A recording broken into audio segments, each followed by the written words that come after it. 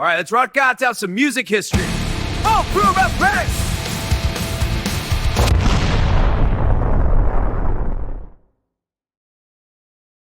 Hey everyone, welcome back to Music History with Joey, the podcast where we dig deep into the stories behind the songs you know, love, and maybe have dramatically stared out a car window to at least one time.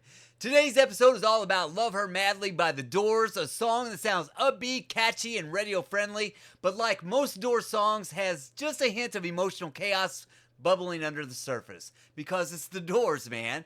Let's rewind to 1971. The Doors were already legendary at this point. Jim Morrison was one of the most magnetic and unpredictable frontmen in rock history. The band had survived controversy, arrest, and enough bad press to fill several tour buses, and this would end up being one of their last big hits released while Morrison was still alive. Now here's a fun twist. Jim Morrison didn't write the song. No, that was written by Robbie Krieger, the band's guitarist, the same guy who wrote Light My Fire. Robbie was kind of the Doors' secret weapon. He was quiet, thoughtful, and apparently very good at turning relationship stress into chart-topping hits. Love Her Madly was inspired by Krieger's own relationship at the time. His girlfriend told him very directly if he didn't get his shit together, she was gonna leave.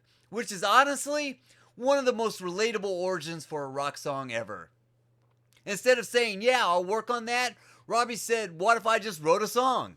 The lyrics tell the story of a man who knows his relationship is slipping away and realizes maybe a little too late that he needs to change. Lines like, don't you love her madly as she's walking out the door, hit with that perfect mix of regret and urgency. It's basically the musical equivalent of seeing your significant other packing a suitcase while you suddenly remember all the times you didn't text her back. Musically, the song is way more pop-friendly than a lot of Doors' darker, more psychedelic stuff. It's upbeat, clean, and radio-friendly, almost deceptively cheerful for a song about emotional panic. That contrast is part of what made it such a hit. It reached the top 20 on the Billboard charts, making it one of the Doors' last major successes.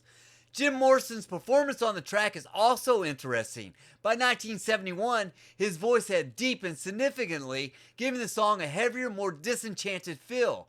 He sounds less like the wild lizard king of the late 60s and more like someone who lived a little and maybe partied a lot. Just months after the song's release, Morrison moved to Paris where he would die later that year at just 27 years old, cementing his place in the infamous 27 Club. That gives Love Her Madly a bittersweet edge in hindsight.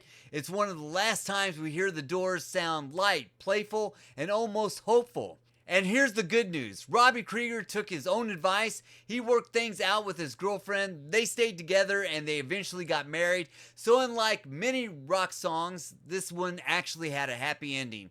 Therapy by Guitar Riff. So next time you hear Love Her Madly, remember beneath the catchy groove is a very real moment of realization, the kind where you suddenly understand what you have to lose. That's it for today's episode of Music History with Joey. If you enjoyed this deep dive into the Doors, make sure to follow the podcast where we uncover another song's past, one song at a time. Stay sexy, stay rockin'. I'll see you on the next one.